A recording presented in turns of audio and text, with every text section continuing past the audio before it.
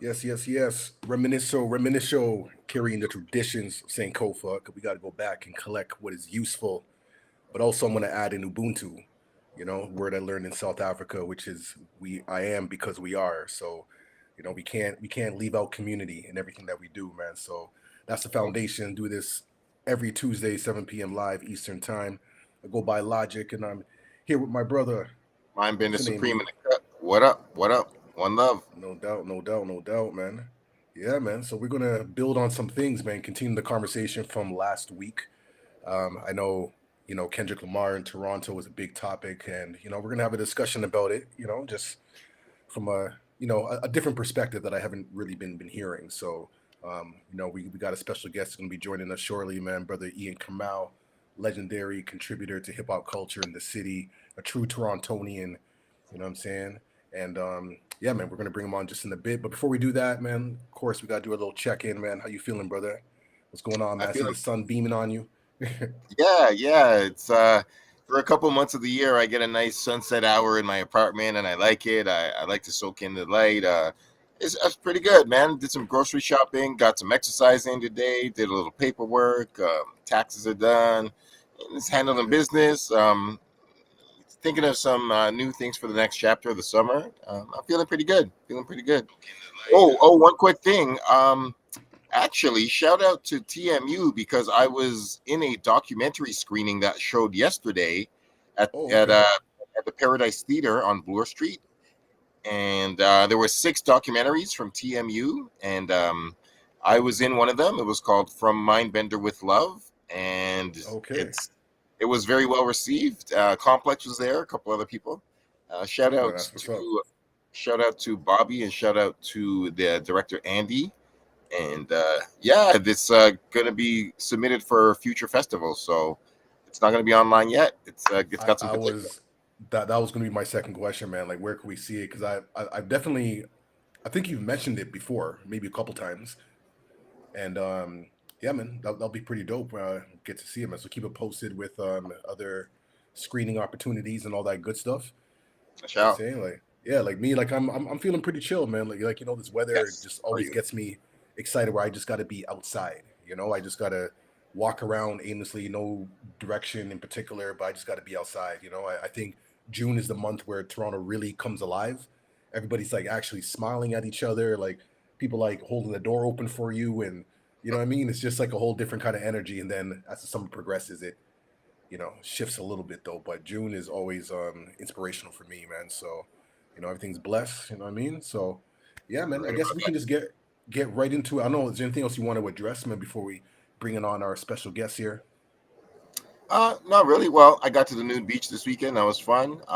Okay. Well, something that I don't think we're going to get time to talk about too much, but really quickly, unfortunately, it looks like, I don't want to be too alarmist, but there's some serious bombing happening over in the Middle East, Iran and Israel. Yeah, There's some yeah. warfare, and people are talking about World War III right now. So just want to give a little awareness and just send Absolutely. little love and peace out to those in the world who want to try to maintain justice and civility. So yeah, True it's a indeed, man. complicated situation and still unfolding now. And yeah, quick little mention of that news, and to something closer to our world and something that we can have some kind of handle on. Let's talk about the concert experience. All right, all right. Let's bring in our brother, man, Ian Kamau, representing from the Esplanade. Yo, Peace, brother. How you doing? I'm good. How you doing? Doing all right, man. Doing all right. I say we always, start with a quick check-in, man. So, like, how would you say you're feeling on a scale from 1 to 10 in the current moment right I'm a now? little, In I'm a this, little tired right now, honestly. Just Mm, got you. work, whatever. But also, I've been the same thing Mindbender said. I've been paying attention to what's happening in the world. I've been listening to a lot of news. It's very Hmm. upsetting. It's been upsetting for a long time, Yeah. and it seems to be getting worse. So I don't know if that how that's even possible, but It's already been wild. Yeah. yeah. right? Anyway, Absolutely. but yeah, Cool, but man. I'm okay. In Appreciate a it. general sense, I'm okay. Home. Good. It's peace, man. Good. It's Blessings to peace. that. Blessings to that. So, yeah, but let's let's not be one dimensional. We're definitely, we have a main topic we're going to get to with you. Is there anything else happening creatively or in the culture or in Toronto that you want to talk about that has caught your eye before we get to the? I don't know. I mean, I'm always paying attention to stuff. It's not always now. Like sometimes I'm paying attention to now, and sometimes I'm whatever. I don't know. I spend a lot of time just consuming a lot of information. I love film. I love music. Obviously, I love writing. I love the craft of writing in all forms, and so it's sometimes it's not like contemporary what's happening in Toronto. It's more just like I'm in some rabbit, as you know, Addy. I'm in some rabbit hole somewhere trying to learn about something. You know what I mean? It's not always like Toronto or hip hop specific or anything like that. So. Okay. I have a nice alley-oop thought for you. That if you have an answer that comes to mind now, that would be great. But I have. So Ryan Coogler just was online a couple of days ago, and he had mentioned that his favorite intro to a movie of all time was Spike Lee Malcolm X. And I wanted to counter that by saying that was a dope intro, but I actually thought that was maybe the greatest ending to a movie of all time, when it had all those children around the world saying, "I am Malcolm X. I am Malcolm X." And I was like, that made me weep like crazy. And I thought that was one of the greatest endings of all time. So I just wanted to throw to you, as a film lover, what was maybe one of your favorite film beginnings or endings? Or just, just today, if something comes to mind. I can't do that, man. I can't do that off the top of my head like that. I can't do that off the top of my head. There's so many. Yeah, no, for sure. Yeah, I'm sorry, I can't do that off the top of my head. That's too much. You need to prepare me for that one. That's what's up, man. That's all good. Cool, man. Well, I guess what we can jump into our topic at hand. Kendrick Lamar in Toronto at the Sky Dome, or Rogers Center. Sky Dome's for us true Torontonians, born and raised and all that good stuff. But before we get into it, we myself and Bender, we did end up going. It was night one, right? Like when we went on Thursday. Yeah, we went Thursday before the concert, just kind of hang around, and things were just. There wasn't any like live energy. People were just kind of like on their way to the show, so we didn't get much conversations. But we did manage to speak to one streeter, and he had some words. So I'm gonna see if we can play this. Hopefully the audio's on point. Let me see here. All right, it's Mindbender. It's Reminisce Show. We here at the Kendrick Lamar concert, Toronto, day one. And what's your name, homie? Nick. Okay, cool, Nick. All right, we're gonna come right to the motherfucking shit, man. Okay. Yeah. Are you Team Drake, Team Kendrick, or Team both? Team Kendrick. Team Kendrick. All right. Yeah. So he killed him, man. He killed him in this battle. Okay. Yeah. Talk about it a bit. You want to see? So I've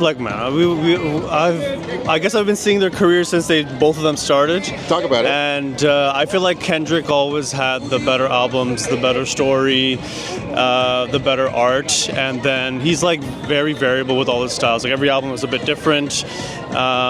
Drake is a bit more like on the pop tip, and he definitely has some hits and stuff, but I'm definitely a Team Kendrick fan. Okay. And you don't feel strange about that being from Toronto? No, not necessarily. Like, I mean, good music is good music. I respect that. Yeah, that's what I have to say about that. That's any other things you want to shout out, or how do you feel about hip hop this year? Hip hop this year, or I feel last year, this whole battle thing. It was great for hip hop, man. Like everyone was just like glued to their screens, glued, waiting for the next drop and stuff. And I think it put hip hop back on the map. And it was insane to see like this guy won 5 Grammys. And it was also nice to see Drake just like go at it. You know what I mean? Like go at it, like to really put his, because like, those are 2 dope songs too, man. Push Ups to Family Matters are 2 dope songs too. So hey, you're a real one, man. I respect that, man. You know, a good ear is a good ear, and I agree with you there, man. Like I feel like both of them do things that the other one can't do. Yeah. And I love it for hip hop. I thought it was really great for hip hop for sure. Yeah. And yo, you're a real one. I can just tell. So, yo, thank you very much for your words, man. All right. I hope you have a great time in there. We will. All right. Okay. Some words from our, fellow contributor. Yeah, man. So what are some thoughts, perspectives, Which angle do you want to go from here? So, Kamau, you were there on day 2, correct? Yeah. Okay. And was that your first time seeing Kendrick? Did we discuss that? No. I saw Kendrick the first time he came to Toronto. Okay. That's part of the reason why I wanted to go. Because I was like, I know it was around that time, it may have been that time when he actually met Drake, and they've referenced that time a bunch, including what ended up being him being on Take Care, right? Yeah, Take Care. Yeah. And Poetic Justice, obviously. And I would say Good Kid, Mad City is probably my favorite record. But I hadn't attempted to see him since then for no particular reason. I just hadn't. But then, I was paying a close. I have to admit, I love a battle. Talk about it. I love a battle, and a battle with two people that are very talented, where it's not like you actually don't. It's it's like watching UFC or whatever. Like if two people are like at the tip, at the actual height of their game, it's the most exciting thing to watch because they both have strengths and weaknesses, but they're powerful in all kinds of different directions. You know what I mean? And Agreed. That's what makes it exciting. If someone just came in and got blown away, it's like, whatever. You know what I mean? Then you end up like, whatever, Rick Ross or whatever. Yeah, Drake versus Meek Mill. You know what I'm saying? And that, fine, that's whatever, but it's not like watching back and forth. There's so much more excitement in watching back and forth, so. And obviously, I'm from Toronto. So there's a more, I think for people from Toronto, like if you were from Compton or whatever, I think there's another level of like personal investment in it, even if you don't like have a particular side. There's still a kind of, because if Kendrick's going to talk about New Ho King or whatever, I remember explaining to people like what New Ho King was. You know what I mean? Like it's this place we a lot of us went to even before this era. Yeah. If you went to like Comfort Zone or those you were at Elma Combo, you're in that area. It was one of the few places that were open. And so New Ho King is a classic even before this generation of hip hop for hip hop people hanging out at 2:00 in the morning when all the other restaurants around were closed. You need somewhere to eat after a show. You might go to New Ho King on Spadina, so yeah, man. I haven't gone there. I will not go there in this era. Like it's like 4 blocks away from me. I pass it all the time. It's one of the few things I'm like, I just morally can't. No, I mean, and which is what I said. For my own personal reasons, I lean more towards Drake in the battle than Kendrick, just for my own personal stylistic reasons. But yeah, I'm still gonna recognize Kendrick's accomplishments and successes to whatever degree. The awards and the whatnot and the impact that it had. Yeah. So what was it? You're downplaying it. The awards and whatnot. I am downplaying it. Yeah, no, sure. No, I think that I could say that Kendrick, and it's even I would even like maybe unfortunately parallel it close to like the American election, because I will say that Kendrick specifically won the battle, but I would think that it was like a 51-49 thing, and it wasn't necessarily all the songs. There was a lot of Kendrick's strategy was very interesting, even though like things like dropping Meet the Grahams, even though it was a song that was not even real, the strategy of dropping it when like right after Drake dropped Family Matters. What do That, you mean there's a song? well, Oh boy. for him having talking about a daughter that doesn't exist. It's things like that. I'm Okay. just like, I'm just like, I am a fact-based rapper. I love facts, and I don't like lies. That doesn't count to me. So like, but I'm just saying it was still interesting. To the strategy of how it all unfolded is great. And I do tip my hat to Kendrick. In the specifics of the battle, I can be like, all right, I'm more of a Drake fan, but in the battle strictly itself, I can agree with how hip hop sees. I will say it like this: I can agree with how hip hop sees Kendrick as the winner, even though I like Drake's songs better. Still, I still like Family Matters better, and I still like Push Ups better.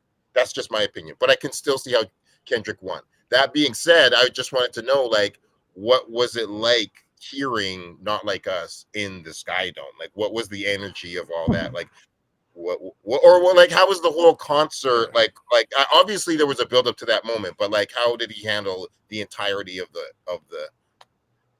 Yeah, I mean, I thought, obviously he's a very talented rapper. I think I resonate most with Good Kid, Mad City and Damn, just pure musically. And so the spirit, to me, the spirit of those records, especially Good Kid, Mad City. But I just, it's like the person you interviewed in that clip, he said something about, one being better or something being better than the other. And I just think better is such a relative term. It's like better for what? Better for who? Like better for what purpose are you talking about? If you're, if you're interested in like storytelling and like conceptual film and that kind of thing, Kendrick is better at that. If you're interested, and they're both talented rappers. Yep. And so if it's just rap by rap, rap for rap, then yeah, that'll just go back and forth forever. I think Drake is more, although Drake is clearly a talented rapper, clearly a lover of hip hop music and culture. To me, that's undeniable. And also, he's a lover of Toronto in the same way that Kendrick is a lover of Compton. You know what I mean? So, and so I appreciate that. To me, there's no doubt as to whether Drake loves Toronto or Drake loves hip hop music or he cares about music in general. There's no debate about that. You know what I mean? Or, sorry, I shouldn't say there's no debate about that. I have no conflict about that inside of myself. I'm sure there's plenty of debates about that. But to me, that's clear in both cases. I didn't have like a very strong horse in the race because I feel differently about each of those people. Although, because of the kind of person that I am, I'm gonna gravitate more towards Kendrick in terms of conceptual. I'm not even talking about the battle at this stage in the game. I'm talking about if I listen to music, the chances of me listening to Good Kid, Mad City are way higher than the chances of me listening to Take Care at this moment in time. But I'm from Toronto. I'm from Esplanade. I'm born and raised in Toronto. And we were of the generation where we were dying to have a person from Toronto make it on a big scale. But I think sometimes people get a little confused between that desire and wanting to ride with the biggest rapper that ever came out of Toronto by far, and just the actual music and the battle, which I know is a difficult thing to separate. And that's why I think some of the stuff about like that everybody in Canada has to ride with Drake, I think that's corny. Garbage. Fundamentally, I think that's corny. I think you have a right to have an opinion. You have a right to go to a concert. Jagmeet Singh, you have a right to go to a concert if you want to go to a concert without being called a goof. Because this is our city. It's not Drake's city. Drake is a person from the city, like everyone on this call is from the city. You know what I mean? And so, yeah, of course, like I'm going to defend Toronto if you attack Toronto. You know what I mean? But attacking Toronto and attacking Drake it's a different thing. You know what I mean? And we have Sorry. Yeah, go on. No, you go ahead. Please finish. No, Yeah, I just yeah, no, you please you go. we have people. I think we all have people that are in some way, shape, or form connected to that camp of people in Toronto. But in a general sense, I just think I've seen some of the rhetoric and like who can say what, and Mastermind was saying he can't play Kendrick songs or any of this kind of thing. I understand where that comes from, Right. but I don't think that's healthy or fair. Fundamentally, like these things come out of a culture. When you step into a battle that you're going to get insulted. That's what a battle is.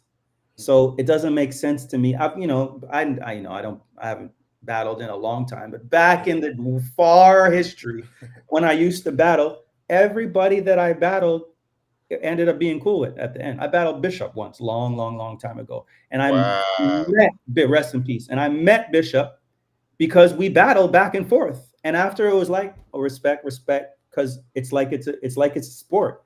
You got me this time, you know what I mean? But maybe next time I'll get you, and it's all good. I recognize that this has got to a place that was outside of just on some hip hop back and forth battling stuff, and it got into family stuff and personal things and legal stuff and very serious accusations, and that's a whole other level of thing. Right. But like mothers and fathers. They both stepped into a battle, though. Right. Yeah. I just quickly wanted to add, like, I saw this thing that somebody said. They were like, and this person was from Toronto. That even shocked me more. They go, this whole entire city betrayed Drake. I can't believe that people showed up to that concert. If you show up to that concert, it's a betrayal of Drake. And the entire city like failed Drake. Where I was like, there was 20,000 people each night, and the city is 6 million people, and like these metrics are ridiculous to even think that it's like this all or nothing, either or thing, and that like as if some people actually weren't just there for SZA, or like some people weren't just there they just like Kendrick, like so. I like all this like division stuff is so childish to me.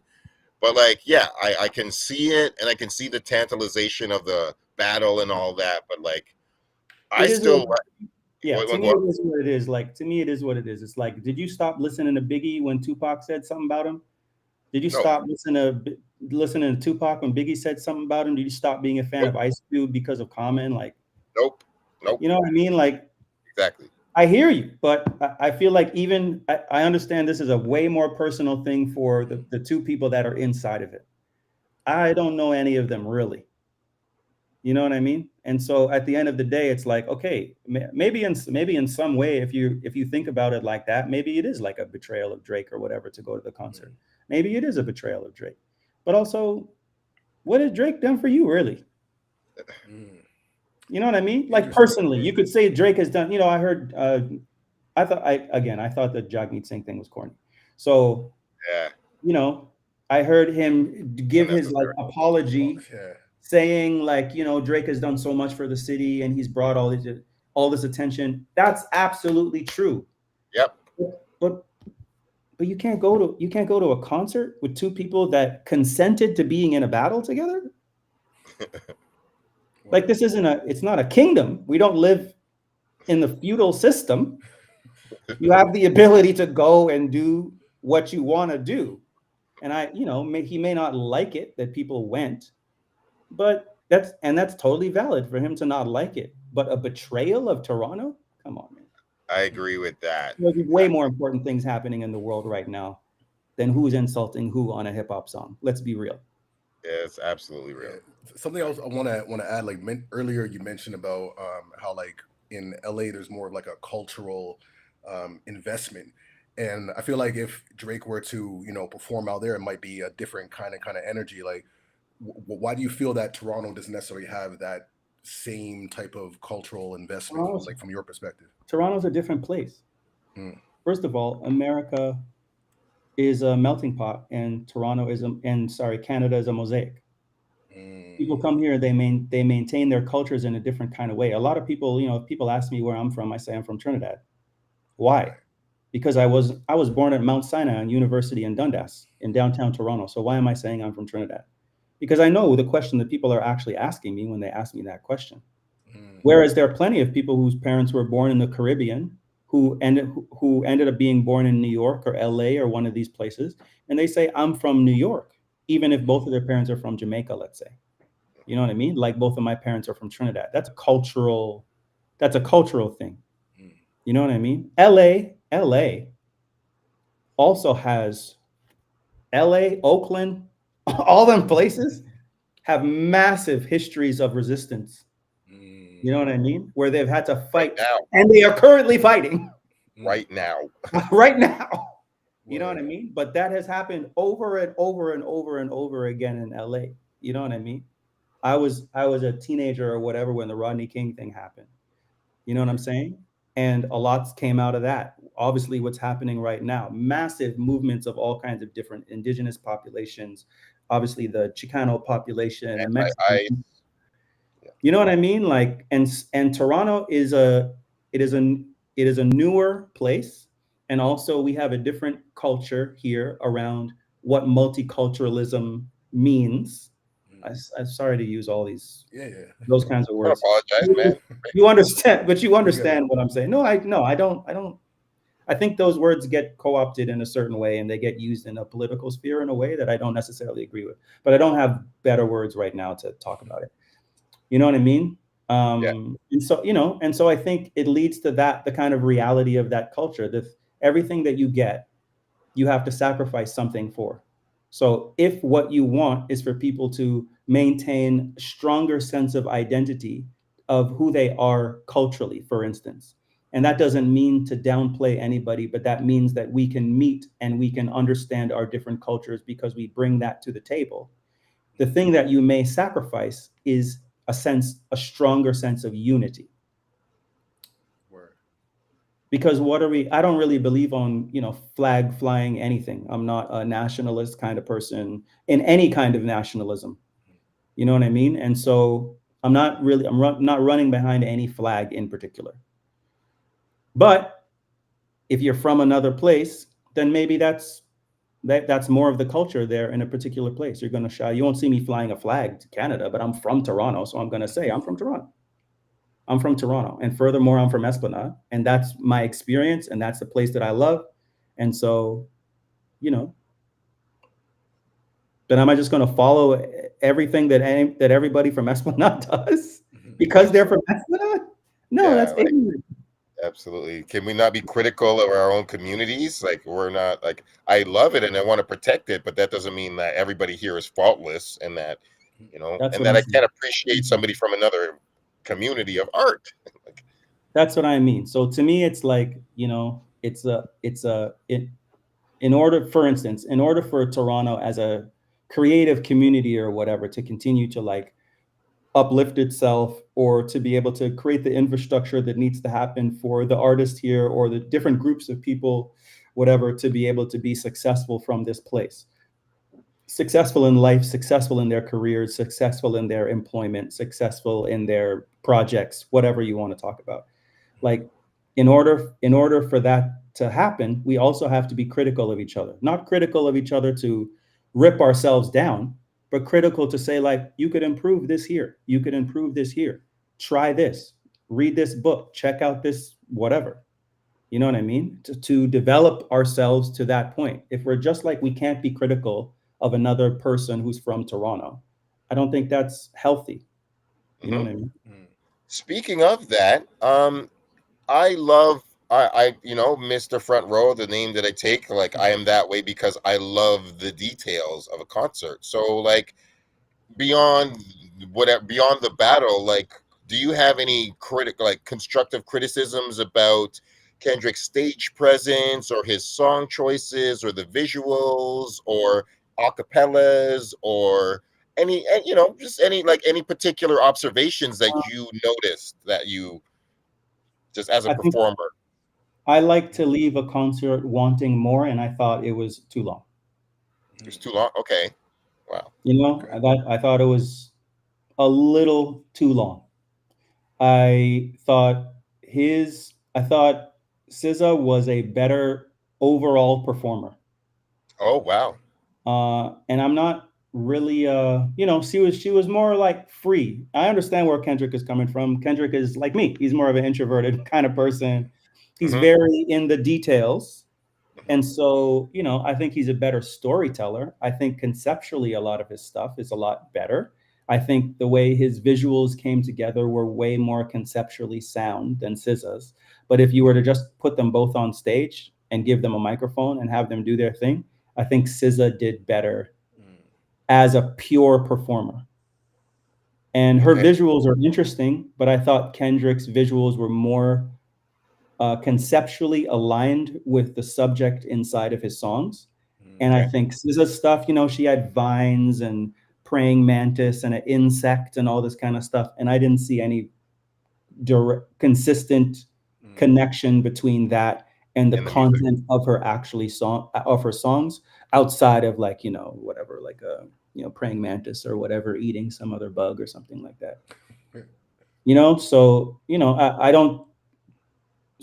I thought she was better as a performer. I also think singing translates in spaces better than rapping if you are not invested in the actual songs.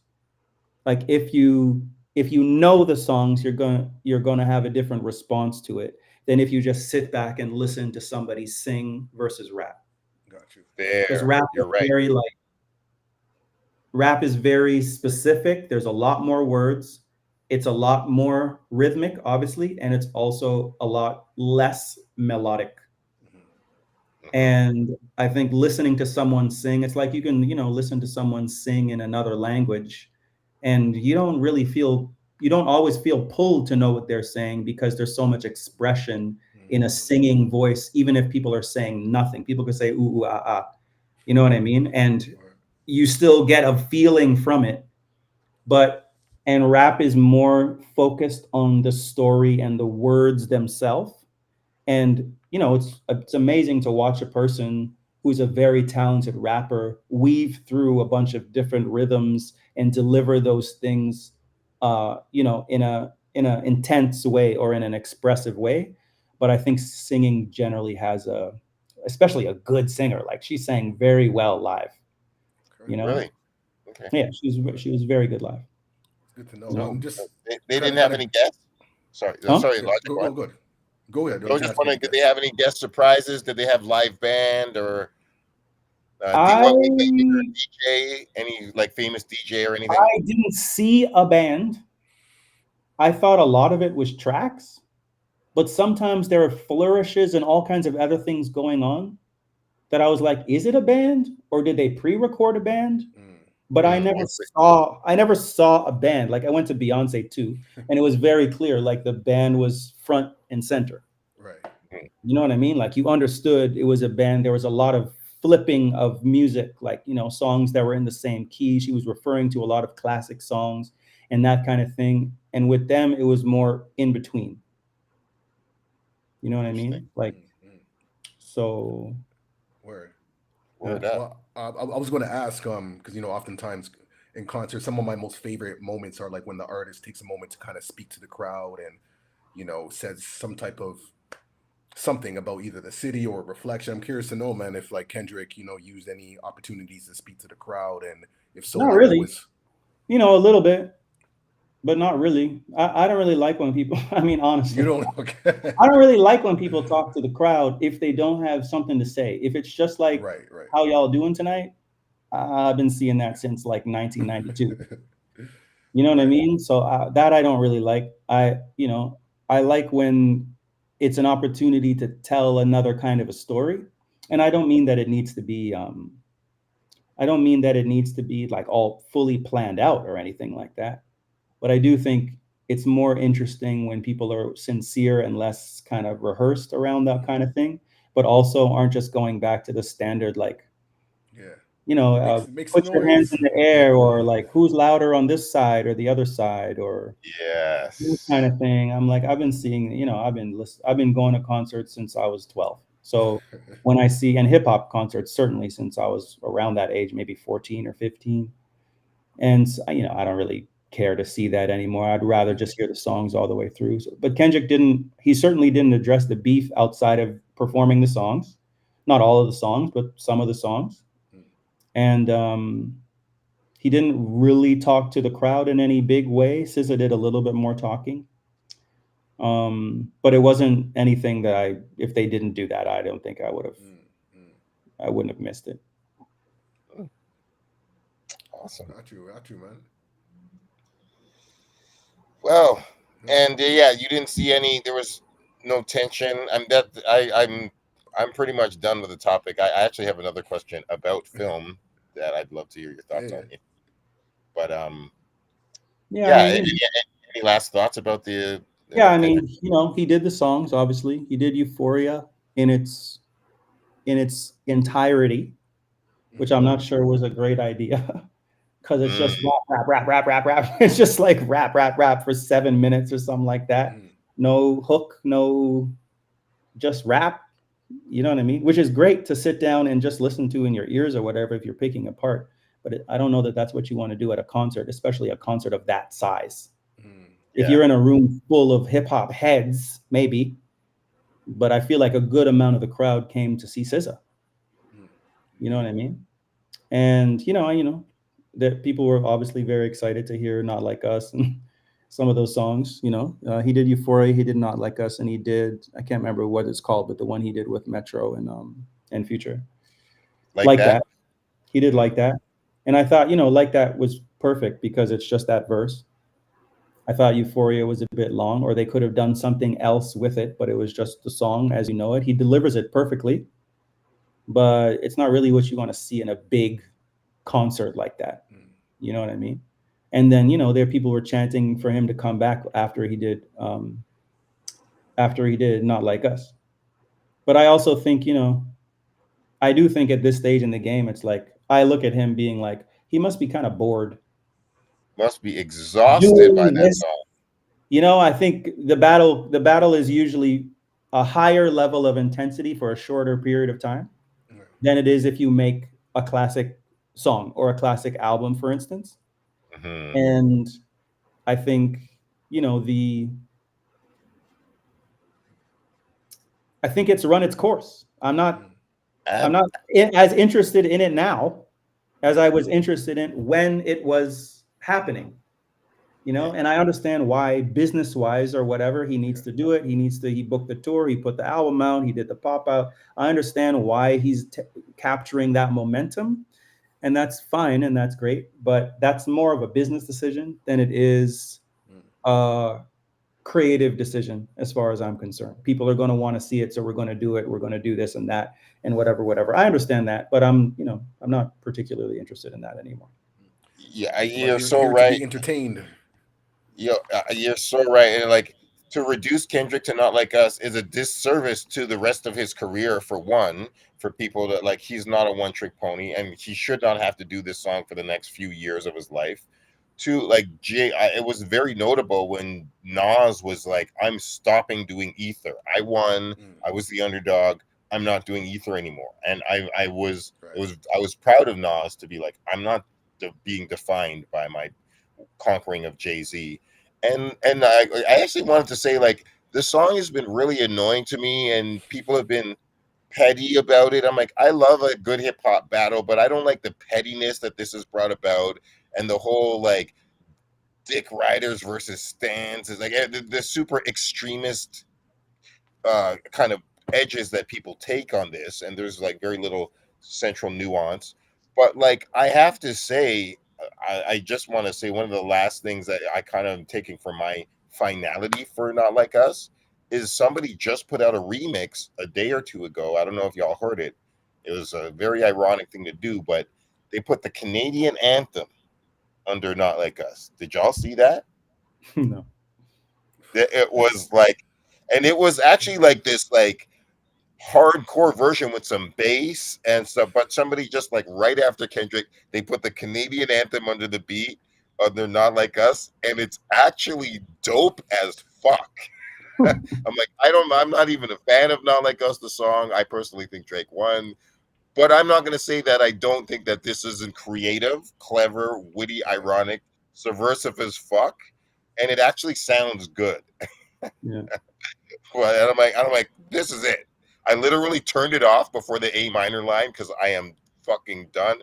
I'm a sex worker. I'm like, I'm very much with Drake. Like, don't throw the word pedophile around willy nilly. I'm disgusted by that behavior in hip hop. But I just thought it was a really dope remix. It was pretty clever, and I was like, this is just making it a little more fun again. And moving on. Yeah, yeah. It definitely got to a point where it wasn't like fun anymore. It started being scary at a certain point in Yeah, time. for And sure, I don't for think, sure. I never think that it should get there. We all lived through the time where it got scary and people actually lost their lives and all kinds of stuff. You know what I mean? And so, and that continues to happen in all kinds of different ways, including in this city. So Exactly. yeah, I didn't like when it got there. Yeah, exactly. Like, people forget there was 2 shootings. People were injured in the battle. Nobody Yeah. died, but there were shooting, and it, like, thank God that it flared down quickly. But like, yo, that's not cute. Yeah. But yeah. And Logic, any last questions? Because if not, I have an entirely different topic. Yeah, no, we can definitely switch over, but the thing that comes to mind is like most people are tapped into this music for like entertainment purposes, So some of the deeper levels and layers, they may dabble in whatever, but for the most part, it's all entertainment. So like people who are attending the Kendrick concert are going to be going to OVO Fest as well. You know what I'm saying? So it's like one of those things, but yeah, definitely got to be a little more mindful and do our due diligence. Yeah, man. Yeah, that was one of the like summing up the entire decades of culture. Like, I think that was one of the like ways of summing up the massive transition of what we've been through. Like, we came from the keep it real generation. That's what we're like, yo, keep it Right. real. But like the keep it real generation is the Nas Jay-Z generation, where like you couldn't talk about it if you ain't live it. That's what Jay-Z says. And then the next generation was the Rick Ross generation, where it's just entertainment.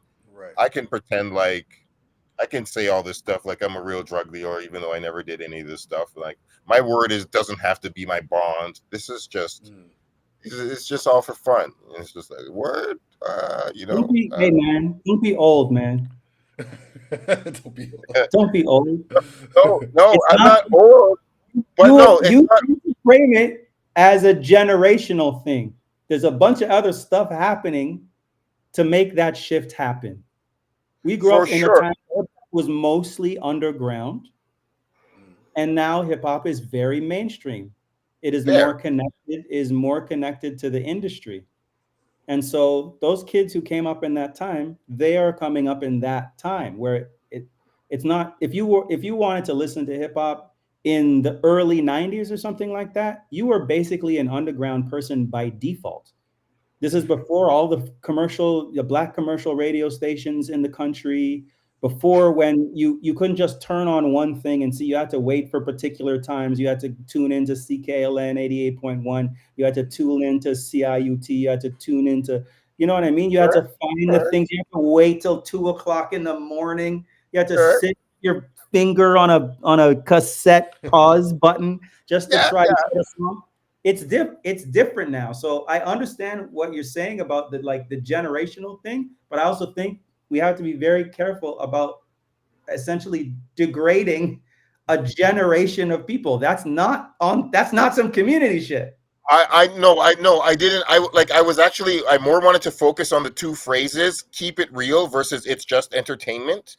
And like, I really wanted to focus on those 2 phrases, but I do not think that we had a whole bunch of people who everybody had all this integrity in the 90s, and then now there's a whole bunch of sellouts and fraud. Like, no, it's not that cut and dried. There was sellouts and horrible people back then, and there are enlightened, smart people now in this generation. For sure. I do think that the percentages of things are not as inspiring as they used to be. That's my primary criticism, but I don't discount the entire new generation. But I do speak about, I do think that integrity of word does not matter as much nowadays as it did back then, but there's been liars and truth tellers in all eras. So I'm not some old man waving my fist at the clouds, but there has been a shift. And I just wanted to just piggyback that off of what Logic said about this, people only watching this as entertainment. And yeah, I get it. I'm in these, I'm 45. So I'm in these conversations all the time. And I feel like a lot of people of our generation are being like, oh, it's the younger generation. Guess what? The older generation is Right. always saying the problem is the It's younger facts. generation. Big facts. yeah, no, I'm not. It's I a don't want to fight mistake. it. Yeah, It's a mistake. It's a false division. I had a conversation with Progress last week about the same thing. And I was like, when I was young, my father listened to hip hop because I was playing hip hop. And it's the same reason I listened to, John Coltrane, Freddie Hubbard, Otis Redding, et cetera, Fats Waller, blah, blah, blah, blah, blah. Right. And there was an exchange. But there can't Mhm. be an exchange if we're like, you kids don't know what you're talking about. We I have to totally be in the conversation and be like, let me listen to what this is. And then it's our job as an older generation to be like, have you checked this out? Have you seen this? Have you whatever? And if I'm going to say, have you checked out Tribe Called Quest or De La Soul, Balloon Mind State? Have you checked out, Redman, Funkorama? Have you checked out, I don't know, Mike Geronimo or whatever? Have you checked out this thing or that thing? Do you know Arrested Development? Do you know Wu-Tang? Do you know, Lauren or Rod Digga or whatever? Do you know Digable Planets? Okay. But if I'm going to do that and I expect for them to engage with me, I got to listen to their stuff too. I got to allow them to show me what they are into too, and not just be like, because part of the reason we think it's a kind of like a monolith is because we're not there in the same way that we were before, where we can have an understanding of that there was a lot of bullshit in the 90s, but it didn't last. And now it looks like everything was classic because we forgot all the other stuff. Yeah. Heard. You know what I mean? But there was so much garbage back then too. It just didn't last till now. Yep. And it's the same thing, except you're in the middle of it now because we're in 2025. I agree. No, I agree. Word right there, man. I haven't discounted the new generation. I realized that, we're building something that none of us as Black people, as hip hoppers, as immigrants, as, multi-generational families, we're building something that nobody ever really put a name to, and nobody knew that we had to invent, because, in the 90s, some people were saying this shit isn't even going to last till 2000. And some people were like, oh, if I have a kid, I can't have a hip hop career. That was the reality for a lot of people in our generation. And now in this generation, they're like, yo, you can have all kinds of careers in hip hop. Like, this is a very viable industry. So like things have shifted in such drastic ways. Like we had to build a tool and a system to hand down to our children that we didn't even know that we had to do, because we were like protecting hip hop so safely from the forces of Babylon and the music industry and all these outside forces that wanted to kill it. We didn't think that. We were like, oh shit, it's 50 years old now, and we got to learn how to, like, how do you even pass a culture down to your children? Like we just are like struggling to survive in Babylon. Like we didn't even know that we would have culture that Babylon now uses to advertise and sell itself, when we were making it, they were just trying to destroy it. So like, it's just, I'm like, I all these rappers with kids now, I'm like, yo, I remember when like Ice Cube's kid and, Run's kid and all these, I'm like, yo, that used to not be the way. Raskas's kids have careers now. I'm like, yo, that was not the way. That was back in the day. It was like, yo, people. Here we are now. Here we are. Yeah. Word, man. But yeah, actually. I know you had a question on film, or. Yeah, I actually wanted to shift gears and ask if y'all saw Sinners. Did you get a chance to see it? Yeah. What were you, and if you had any thoughts you wanted to share on it, and if we could me or Logic? Yeah. You want? Go ahead, come out. What did I think? I thought I thought it was a good movie. I saw it twice.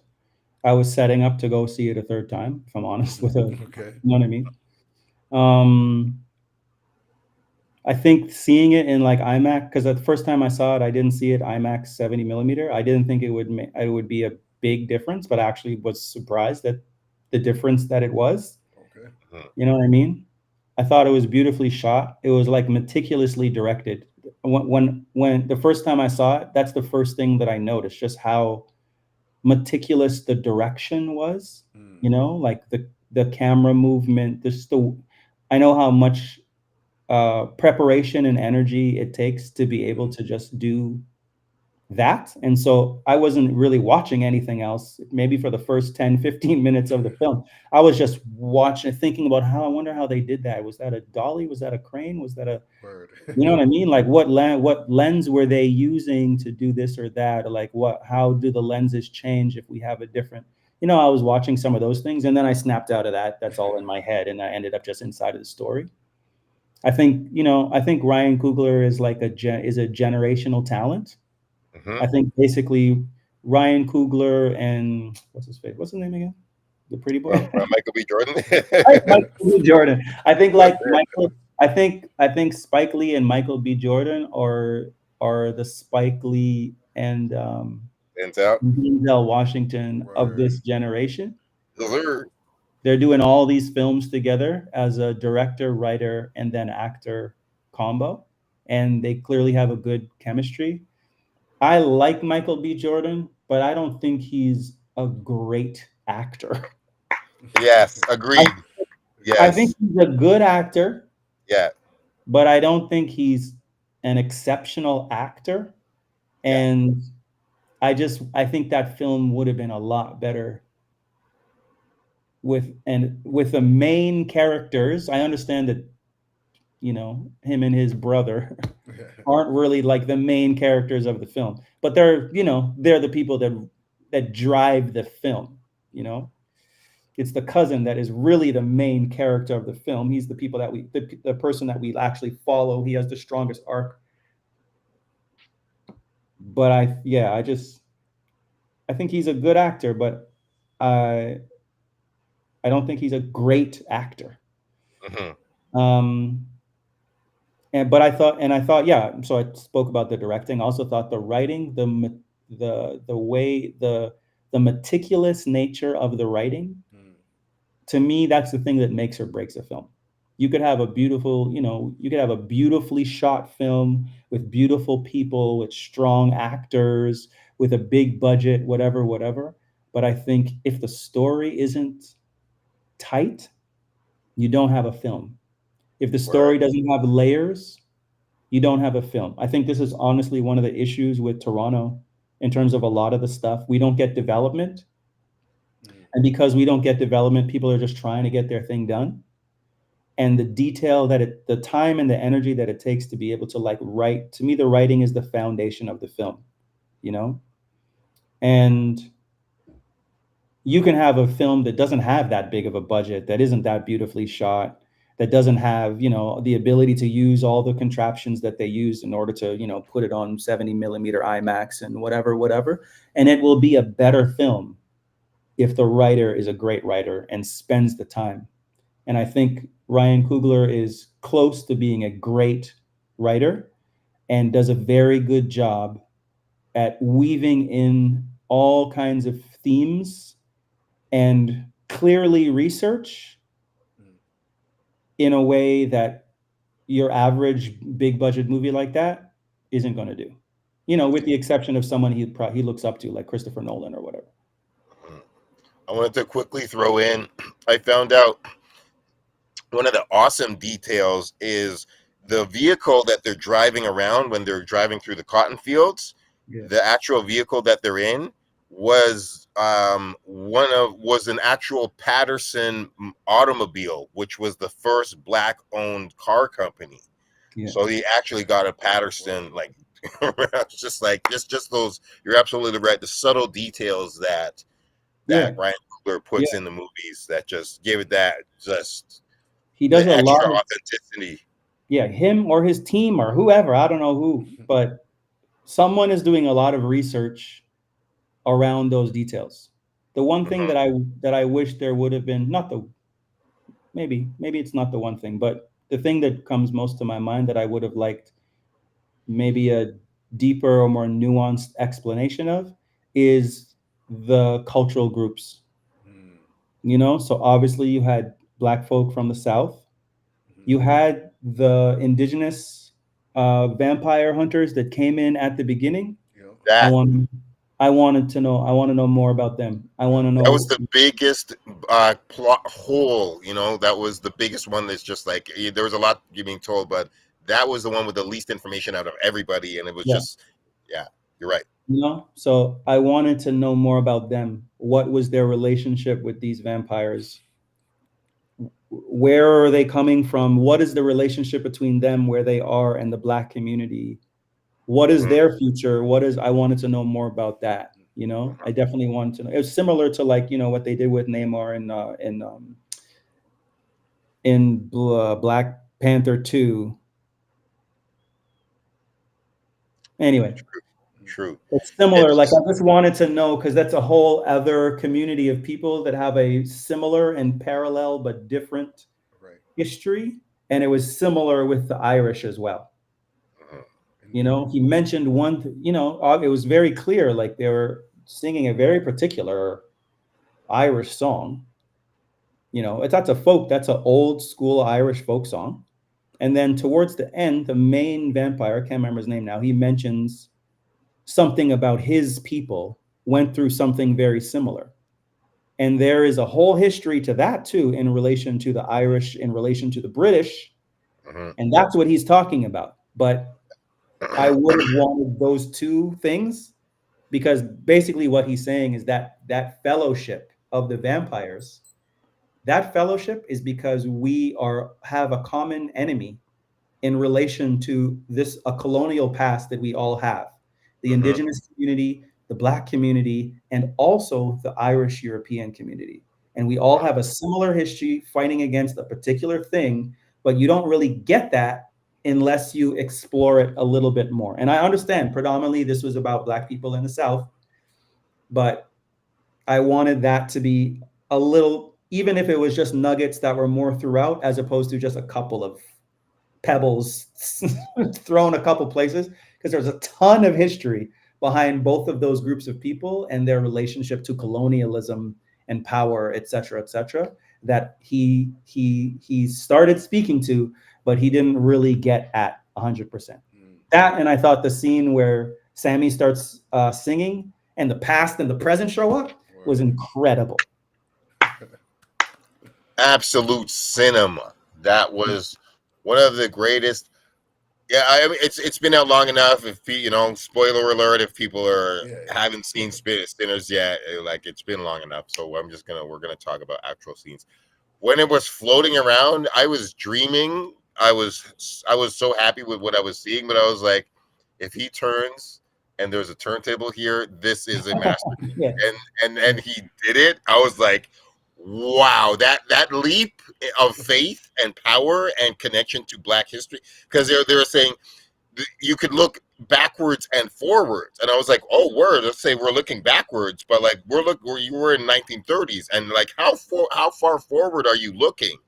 And just for that one moment to have that technology in the movie, I was like, I love you. This is one of the greatest connected ever timeline, filmed. yo. Yeah, this is and I just think that scene spoke to the continuum. That's how I see hip hop. Yeah, I don't see hip hop as a separate thing. Exactly. You know what I mean? I see it as a continuum. And sure, there's a point where something that exists tips over and becomes something else. Yeah. But it's all a continuum, a spectrum. It's not just you go from black to white. All of a sudden hip hop showed up in the South Bronx, in the 1970s. Cool Herc's from Jamaica. Yeah, exactly.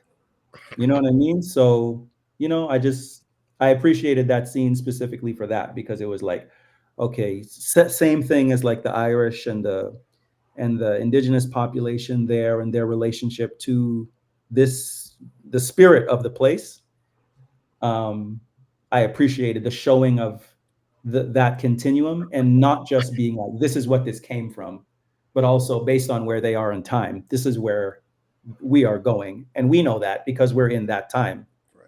You know what I mean? And I want to also give a shout out to the honor that they pay to different belief systems, because the you know the woman with the voodoo, the bag. Yeah. I can't know exactly what system that she was following, but she was like, African spirituality, and she was not of the church. And the vampires had their own system, the Irish, and just like everybody just had their own system. And even when what's his name was like, I don't believe in like, I only believe in power. It was just like, that was such a profound statement. And the fact that that music in itself was a religion, music was a power, and that the blues singer, I was so happy that at the end they were just like, I was like, okay, well, is he going to like give up the guitar because he's so scared, or is he so scared that he's going to run back to his father in the church, like the safety of the church? And he actually didn't. It's just like, the church isn't safe for me. I'm gonna actually just hold my path. Also, shout out Saul Williams. Yeah. Yes. Shout him out. I didn't even book that until Bender brought that up the other day, man. I was like, what? I didn't even make that connection. Crazy. Yeah. Shout out Saul Williams. Yeah, he's just got that jawline, man. And I see him, and he's got his back. And when I see him, I'm like, and he's so like, his blackness has this power that when I see it, I'm like, oh shit, it's Saul Williams time. He just sets off this like, I just see his energy, and it just, I opened up for him once at the Great Hall. So like, when I see him on screen, it just triggers for me. But yeah, it was.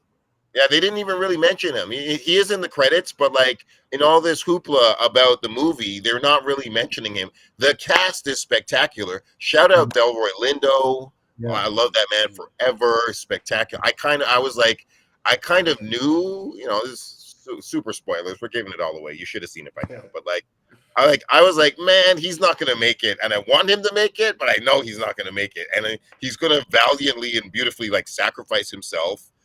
I just knew it, but I'm like, oh man, I wish he survived too. But it was. Yeah, I thought he was him, and I can't remember her character name in the film, but the priestess woman who was connected to one of the brothers. Wenmi, I think it was Wenmi. I think they were the best pure actors in the film.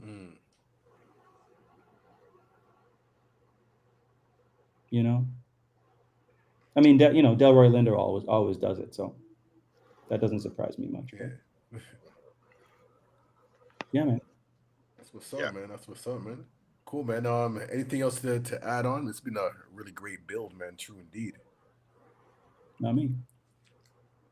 Word, man. All right. Well, we're about like an hour now. We've been building for an hour. I want to thank Kamau for coming through and sharing your knowledge, wisdom, and understanding as always. Always welcome here at the Reminisce Show.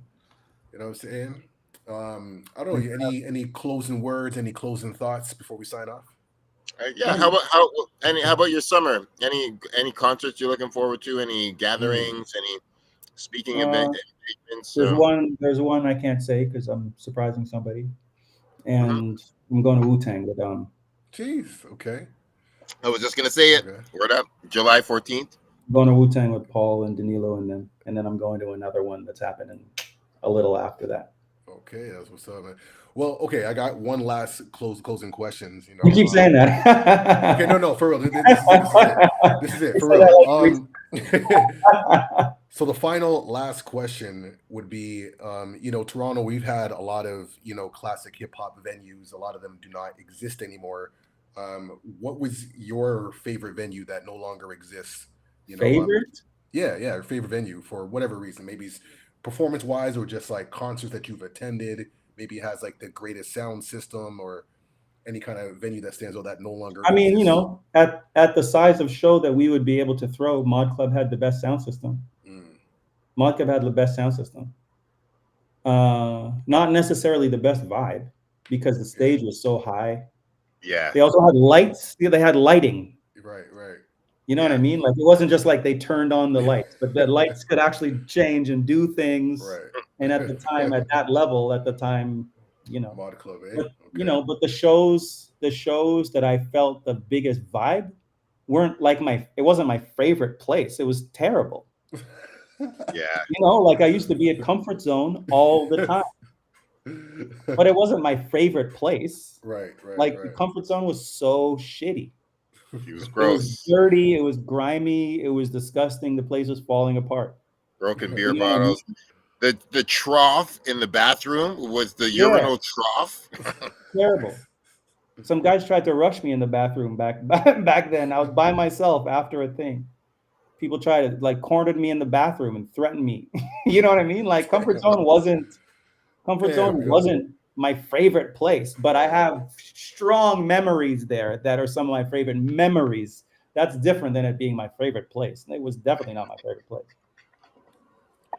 Fair enough, man. Yeah, Comfort Zone, man. That was like one of my first like hip hop shows, man. Seeing the Arsonists and I saw Bahamadia there and Mathematics.